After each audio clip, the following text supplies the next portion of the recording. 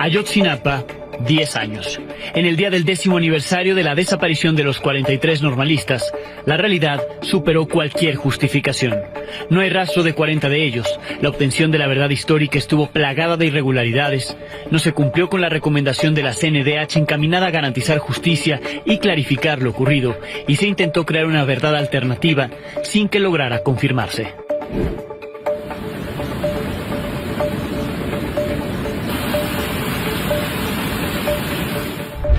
John volverá a impactar.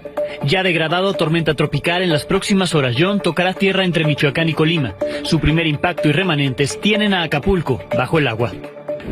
Culiacán, sin policía. Las revisiones de armamento a policías municipales de Culiacán provocaron su acuartelamiento, con lo que la capital de Sinaloa se quedó bajo resguardo de fuerzas estatales y federales. La fuerza de Helene. Estados Unidos enfrenta el impacto de uno de los huracanes más catastróficos de los últimos años. Esta noche, Helene tocó tierra como huracán categoría 4 en Florida.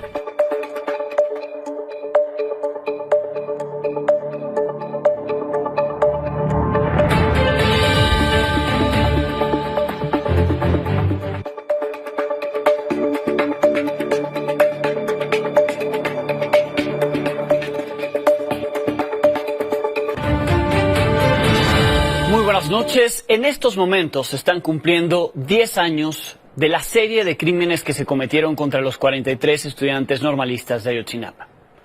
Las agresiones que se cometieron en su contra, las detenciones ilegales, su secuestro y su desaparición. Y como en 10 años hay más dudas que certezas, lo que exactamente ocurrió no se sabe. Volvió a ser un día de protestas. Un día triste para sus familiares, amigos y compañeros, así como para los que han heredado cada año la lucha con la que exigen verdad y justicia.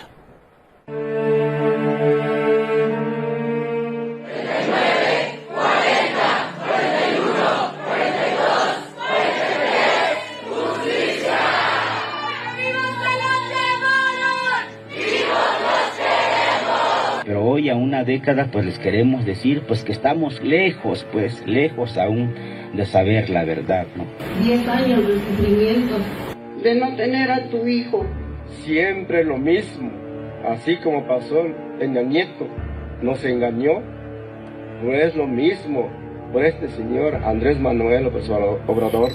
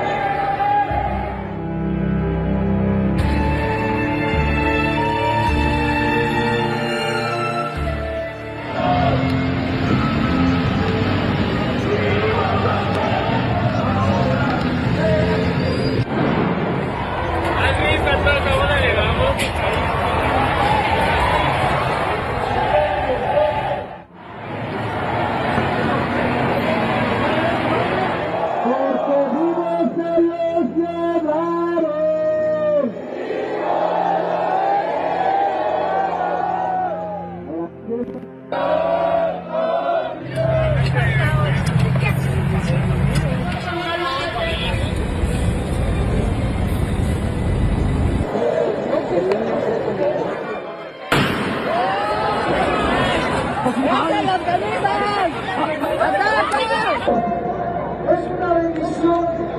Lo digo El presidente Andrés Manuel López Obrador traicionó la confianza que como padres pusimos y dio la espalda al caso Ayotzinapa por proteger al ejército. Seguiremos caminando y levantando la voz hasta que haya verdad y justicia. En el informe y la carta del presidente, lo que vamos a encontrar es cómo culpa a otras organizaciones, cómo culpa a entes externos del fracaso que el propio gobierno tuvo en la investigación. Es un pretexto del gobierno para justificar su propio fracaso en la indagatoria.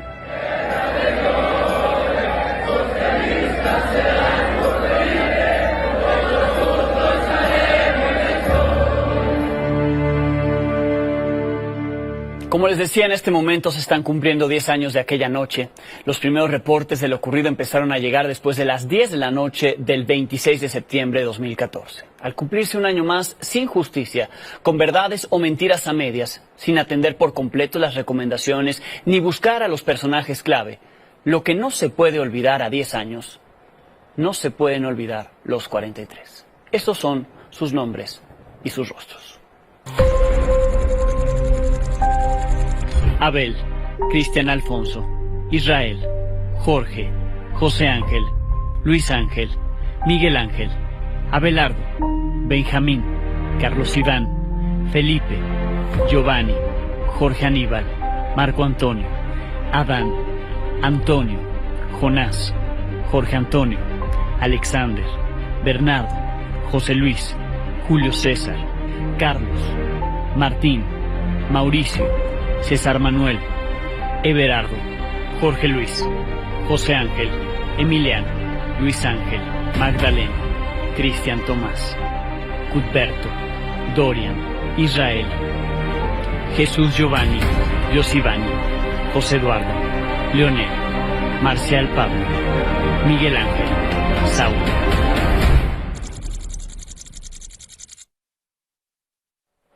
Ante la falta de resultados que den claridad a lo ocurrido, al cumplirse 10 años, el gobierno recurrió a nuevos testigos. Como ayer lo expusimos aquí, uno de ellos es Abigail González Valencia, el Queenie, el cuñado de Nemesio Ceguera Cervantes, el Mencho, líder del cártel Jalisco Nueva Generación. No se explica qué tiene que ver con el caso Ayotzinapa, pero sí, lo están interrogando por esto. Desde que se aprobó la ley de amnistía en el mes de abril de este año, el Queenie fue señalado como uno de los que podría beneficiarse de esta ley que otorga algunas medidas en su favor a quien esté siendo procesado y aporte así elementos comprobables en casos relevantes para el Estado mexicano. Aunque el ex subsecretario de Gobernación Alejandro Encinas dijo en el año 2021 que el narcotraficante estaba aportando un testimonio de alto valor, la Secretaría de Gobernación reveló ayer que fue hasta este mes de septiembre del 2024 que comenzaron las negociaciones con el Queenie. El trato: retrasar y posiblemente evitar su extradición a Estados Unidos si ayuda a encontrar o saber qué fue de los normalistas. Dos personajes que tendrían mucho que aportar sobre lo ocurrido con estos jóvenes normalistas y que no han sido buscados, al menos no hay detalles sobre si los buscan o no. Son los que hace 1 y 3 años revelamos aquí. Juan Miguel Pantoja Miranda, alias El Pajarraco, uno de los presuntos responsables de la desaparición de los jóvenes, detenido y liberado en el año 2018. En una entrevista sin valor judicial, respondió a la Comisión Nacional de Derechos Humanos sobre su participación en los hechos. Dijo que quería decirle a los padres de los estudiantes que ya no los buscaran porque todos murieron al ser incinerados en el basurero de Cocula. Eso dijo en ese entonces. En 2021, Alejandro Encinas aseguró que ya estaban en contacto con él, con El Pajarraco, pero sigue sin dar con él. Si eso fue cierto, si lo encontraron, no se ha dicho absolutamente nada al respecto.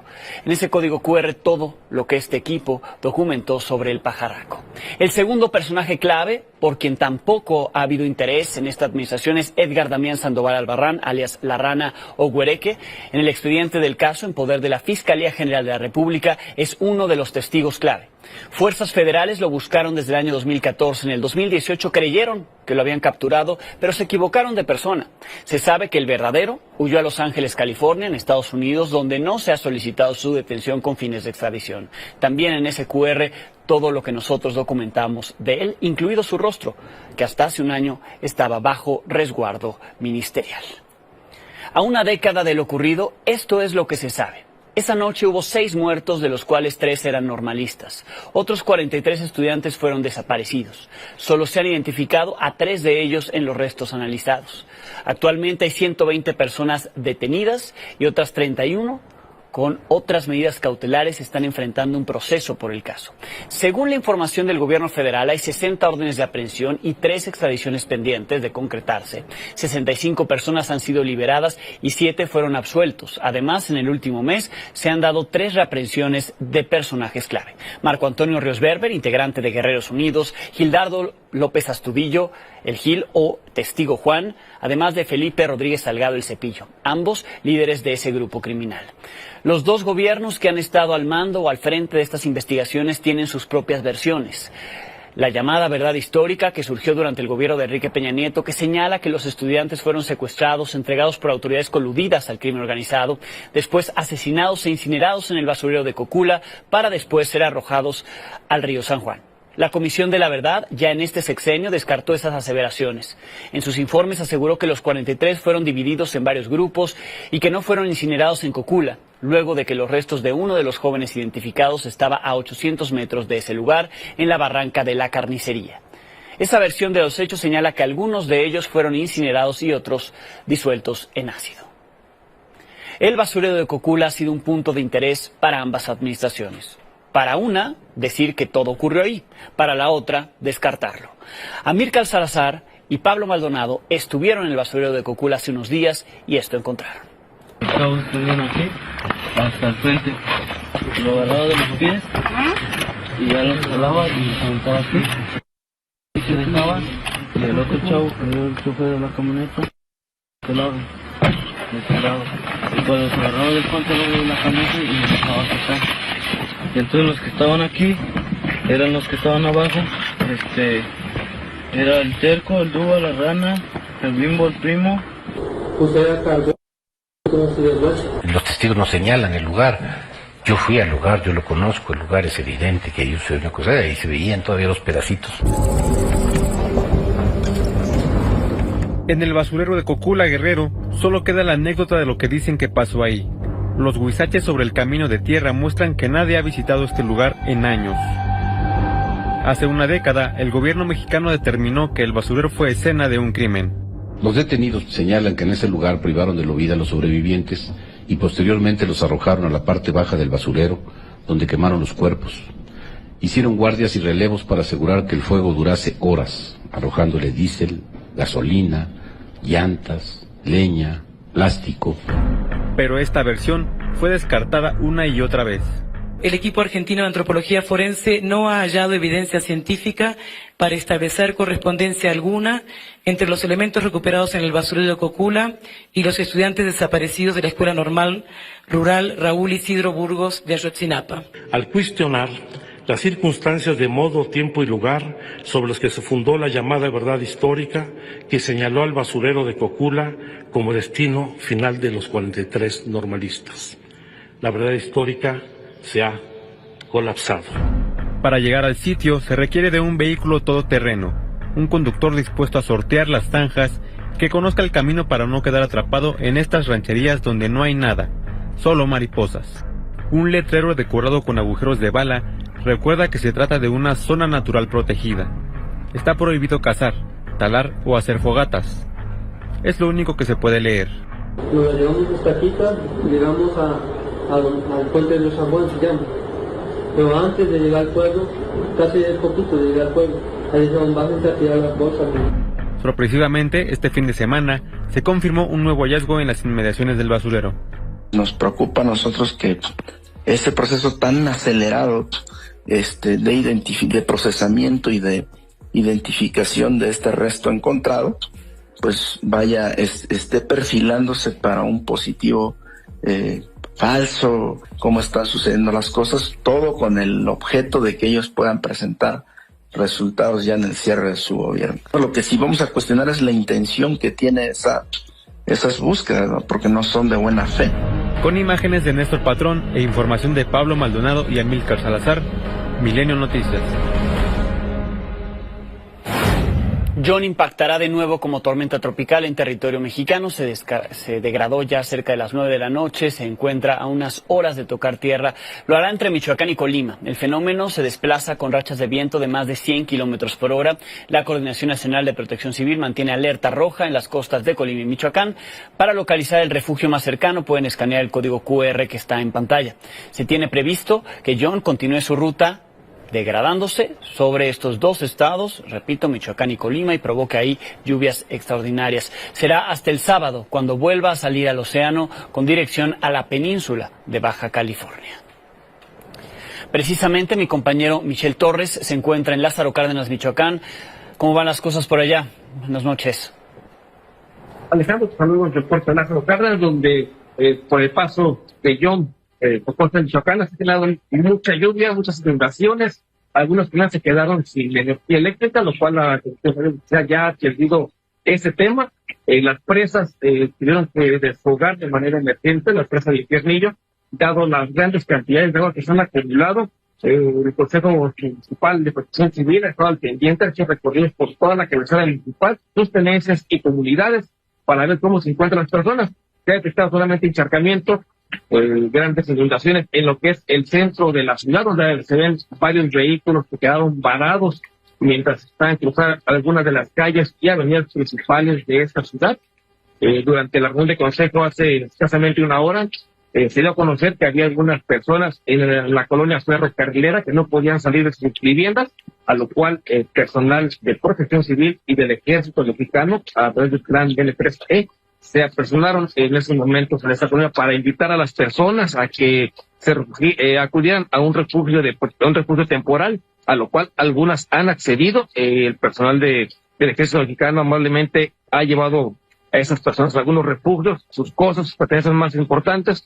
Han estado en todas las comunidades y creencias, platicando de primera mano con las personas cómo se encuentran, si han sufrido algún accidente, algún percance, si hay algún problema con algún árbol, cualquier problemática. El Consejo ha estado al pendiente de ellos, monitoreando también lo que son los canales fluviales y los ríos, como el río de Acalpican, que es uno de los que principalmente se desbordan y que afortunadamente no ha llegado a su tope. Algunos canales fluviales sí se llegaron al 100%, inclusive se sobresaturaron, lo que también causó la inundación de calles y avenidas. Estamos atentos de lo que ocurre por allá en Michoacán, ya en las próximas horas con el impacto de nuevo de John en territorio mexicano. Ahora, como bien mencionas, por Michoacán y Colima, ahí vemos ya algunos de los efectos de su llegada. Te agradecemos muchísimo. Muchas gracias, estamos en contacto y gracias. Hasta allá en Lázaro Cárdenas, Michoacán. A pesar de que John se alejó de las costas de Guerrero y de Oaxaca, sus bandas nubosas siguen causando múltiples afectaciones, sumándose a las afectaciones que ya habían quedado ahí en Oaxaca. Hasta el momento se reportan 3 personas muertas, más de 1,500 en albergues, 34 caminos siguen cerrados y hay 5 comunidades sin energía eléctrica.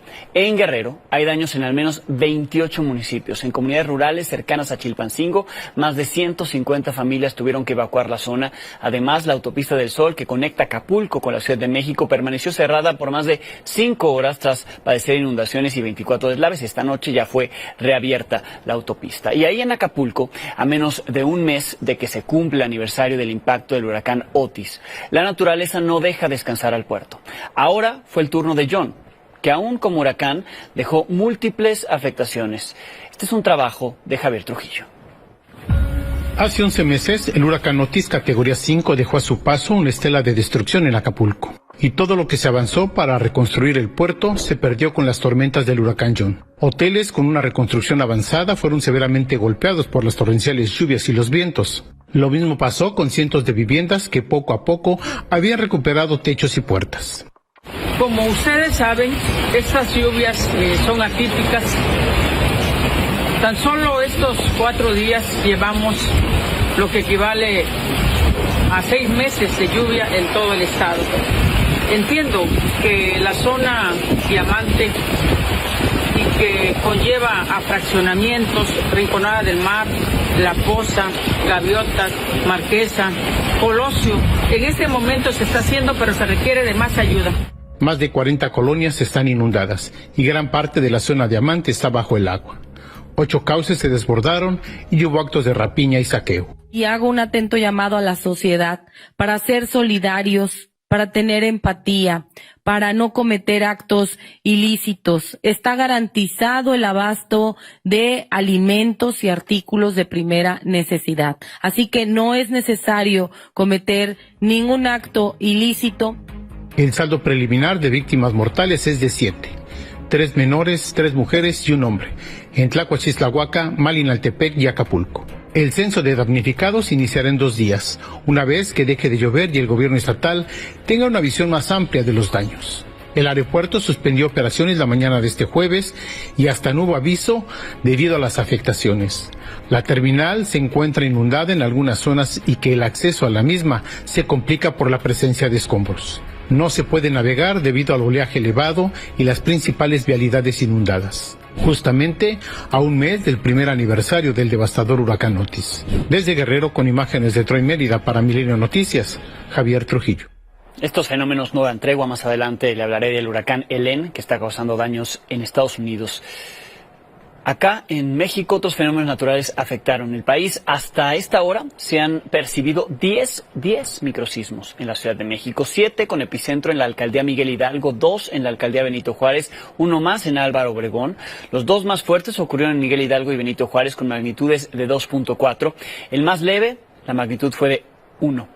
De acuerdo con expertos de la Universidad Nacional Autónoma de México, los sismos en la capital no son nuevos, se deben a la acción de las fallas geológicas locales ubicadas en el subsuelo de la ciudad, entre los 500 metros y los 2 kilómetros de profundidad. Estas fallas geológicas pueden permanecer estables o inactivas, es lo que explican los expertos, por largos periodos de tiempo, pero en ocasiones con algún sismo de gran magnitud, como el del 2017, se reacomodan, provocando estos microsismos o sismos de baja intensidad. A principios del 2024, especialistas universitarios anunciaron el descubrimiento de la llamada falla Plateros-Mixcoac, ubicada al poniente de la ciudad, pero también hay en Álvaro Obregón, Benito Juárez, Iztacalco, Iztapalapa, Gustavo Madero, Xochimilco, Tlalpan y Tláhuac, y ahí es donde se están generando, estos son los epicentros de estos microsismos. Hubo otro sismo, un sismo con epicentro en Ciudad Altamirano, Guerrero, que también impactó a la Ciudad de México, magnitud 5.2, y aunque no ameritó que se activaran las alertas sísmicas de los altavoces de la Ciudad de México, sí se mandó la alerta a través de los teléfonos celulares, por lo que distintos inmuebles tuvieron que ser desalojados como una medida de precaución. Hasta el momento, ni de los sismos de baja intensidad, ni este ocurrido en Guerrero que llegó hasta la Ciudad de México, generaron daños materiales ni humanos. Esta tarde, Culiacán, Sinaloa, se quedó sin policías municipales a 18 días del inicio de los enfrentamientos entre los sicarios del hijo del Mayo Zambada y del grupo de los Chapitos. Las autoridades federales y estatales tomaron el control de la seguridad de la capital de Sinaloa, supuestamente por una revisión del armamento que inició desde ayer. Aquí le presentamos el detalle, lo que provocó que los policías municipales no salieran hoy a trabajar. El alcalde de Culiacán, Juan de Dios Gámez, aseguró que este procedimiento es de rutina. En estos momentos, todo lo que es proximidad y atención ciudadana, todo lo que nos llega al 911, está siendo atendido por elementos de la Policía Estatal, por elementos de la Guardia Nacional y por Sedena, que continúa haciendo recorridos, patrullamientos dentro y fuera de la parte urbana de Culiacán. Mientras están revisando a los policías municipales, la violencia sigue. En Sinaloa, hoy la autopista Mazatlán-Durango permaneció cerrada durante al menos 7 horas por ejecuciones y enfrentamientos. Ahí las imágenes. Por la mañana se localizaron 2 cuerpos con signos de tortura. Por la tarde hubo enfrentamientos y quema de tráilers. La circulación se restableció de forma intermitente hasta las 3 de la tarde. Ante esta situación, el Consejo Coordinador Empresarial de Durango pidió resolver esta situación que está afectando las operaciones de sus mercancías que van de Sinaloa a Durango. La Cámara Nacional de Comercio de Durango también exigió garantías para el libre tránsito y certidumbre para que puedan seguir trabajando. Aquí en la Ciudad de México, hoy el presidente Andrés Manuel López Obrador fue cuestionado sobre la solicitud de la defensa de Genaro García Luna para que el exsecretario de Seguridad reciba una sentencia mínima, la mínima, pues, la pena mínima de 20 años y no la cadena perpetua que pide la Fiscalía estadounidense. A pesar de que dijo que no quería opinar sobre el tema, lo terminó haciendo y esto dijo. Vamos a esperar. No tengo yo opinión. Lo que sí se demuestra es que hay culpabilidad, independientemente del tiempo que se le asigne, porque si su abogado está planteando 20 años, está aceptando de que sí hay culpabilidad. Entonces ya lo que van a decidir es otro asunto, ¿no? La interpretación de la solicitud de la defensa de García Luna es errónea. La defensa de García Luna y el mismo exsecretario de Seguridad continúan asegurando que él es inocente. La solicitud que hizo el abogado César de Castro es parte del proceso judicial que se sigue en Estados Unidos, mientras la Fiscalía pide siempre la pena máxima, en este caso pide cadena perpetua, la defensa siempre solicita la mínima y en este caso por los cargos en su contra es de 20 años de prisión. En el tema del rechazo del gobierno español a estar presente en la toma de posesión de la próxima presidenta de México, Claudia Sheinbaum, el diario español ABC dio a conocer que la llamada que Sheinbaum tuvo con el presidente del gobierno español, Pedro Sánchez, fue considerada como muy dura o tensa. Ahí se explica que la conversación dejó un amargo sabor para ambas partes y que concluyeron que España no enviaría a ningún representante de su gobierno para este 1 de octubre. También se menciona que se habría planteado la posibilidad de invitar a la princesa Leonor en lugar de a su padre, el rey Felipe VI, a esta toma de posesión para así resolver las tensiones entre ambas naciones, entre ambos países. Al final esto no prosperó. El medio español señaló que pudo ser porque el equipo de trabajo de la presidenta electa consideró esta opción como descabellada. Por cierto, esta mañana la presidenta electa, Claudia Sheinbaum, publicó una nueva carta. Está ahí la carta de ayer que hizo pública sobre el tema con dos precisiones. La primera fue corregir que la fundación de Tenochtitlán fue hace más de 7 siglos y no 2, como había mencionado. La otra fue retirar el párrafo que indicaba que la propuesta enviada el 5 de febrero por el presidente López Obrador para reconocer los derechos plenos de los pueblos y comunidades indígenas. Así las precisiones, se vuelve a emitir el comunicado, pero lo que es un hecho, España no tendrá representante el próximo 1 de octubre en la toma de posesión de Claudia Sheinbaum. Esa no es la única tensión con el extranjero con la que arrancará el próximo gobierno. Esta tarde, senadores republicanos mostraron su descontento y su reclamo con el decreto del presidente López Obrador, que declaró como área natural protegida las más de 50,000 hectáreas del puerto de Punta Venado en Quintana Roo. Los terrenos incluyen un área en disputa con la empresa estadounidense Vulcan Materials. Los legisladores de Estados Unidos advirtieron al próximo gobierno, y cito de la carta, que no querrá pagar las consecuencias de las acciones ilegales del presidente López Obrador, asegurando que esta decisión pone en peligro los intereses económicos y de seguridad de Estados Unidos. Lo que va a ocurrir en la próxima semana, algo clave en la relación México-Estados Unidos, previo al North Capital Forum. Aquí la conversación de ambos.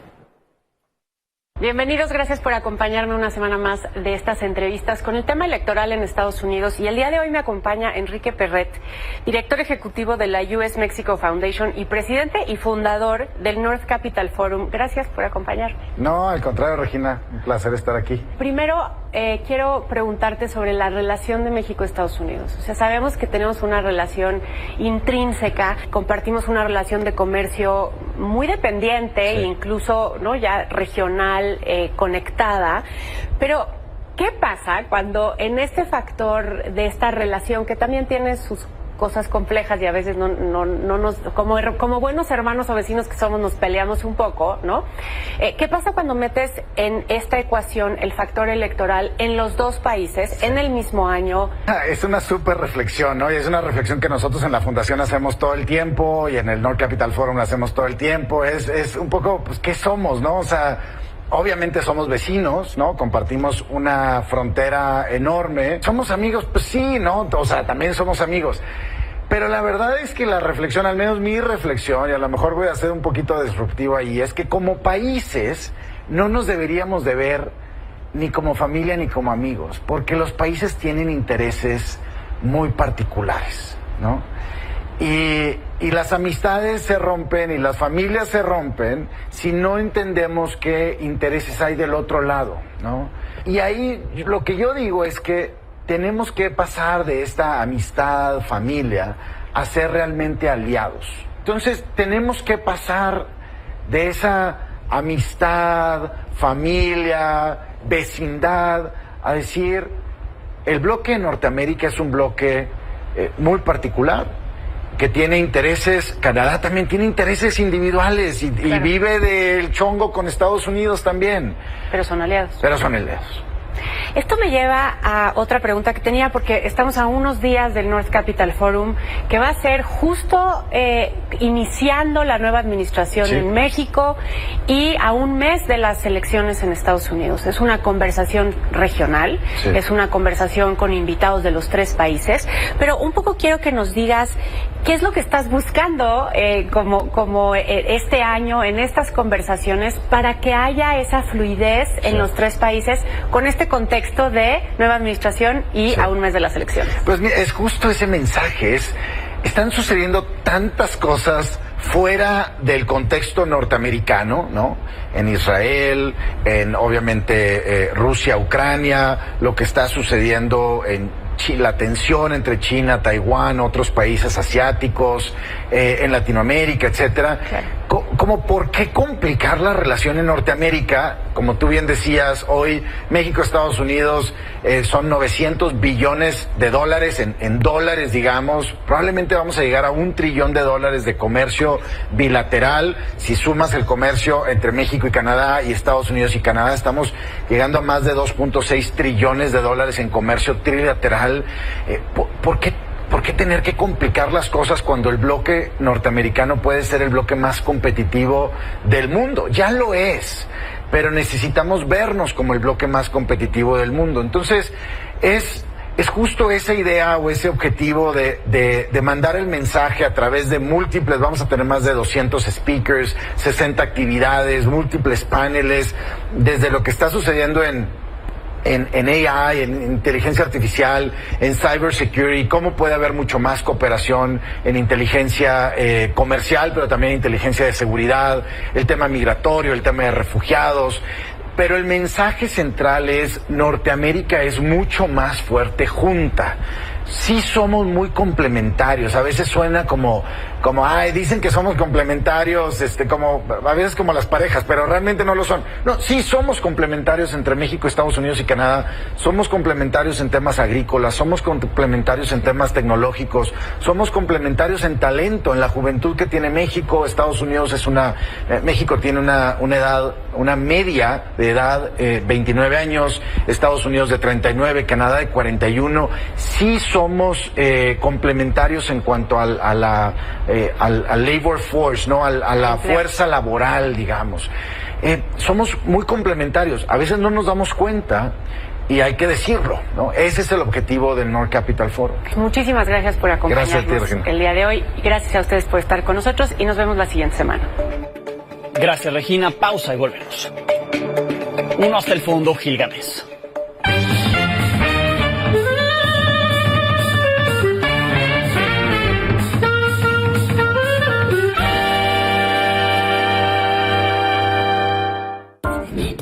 Gil encontró en el periódico de España una entrevista con la escritora canadiense Margaret Atwood, Premio Príncipe de Asturias 2008 y autora de grandes libros aceptados por la crítica y por el público. Novelas como El cuento de la criada, que quizás usted ha visto en Netflix. Dice Margaret Atwood: hay al menos 75 tipos diferentes de feminismo, y con algunos no estarías de acuerdo, así que hay que tener mucho cuidado cuando se habla de feminismo. El feminismo puede explicar sobre todo, desde empujar a todos los hombres a un precipicio y conservar al 10% con fines reproductivos, a que las mujeres son seres humanos y por lo tanto deben ser vistas y tratadas como seres humanos completos, con intelecto. El rango es amplio. Yo soy una feminista del tipo Equality Now, organización que trabaja con los derechos legales. Yo creo que las mujeres deberían tener los derechos de un ciudadano, en parte porque pagan impuestos. Si tienes un trabajo y pagas impuestos, pero también si no tienes un trabajo pero vives en una sociedad. Quieres poder opinar, es decir, votar por el tipo de sociedad en el que vives. Eso es bastante básico y no tiene nada que ver con quién es buena persona. Cualquiera que piense que las mujeres, por el mero hecho de ser mujeres, necesariamente son personas más agradables, nunca ha ido a una escuela. Todo es muy raro, caracho. La literatura es el fragmento de los fragmentos. Solo se ha escrito una mínima parte de todo lo acontecido y todo lo dicho. Gracias, Gil. Gracias a ustedes por acompañarnos. Mañana tendremos algo nuevo que contarle a las 22 horas.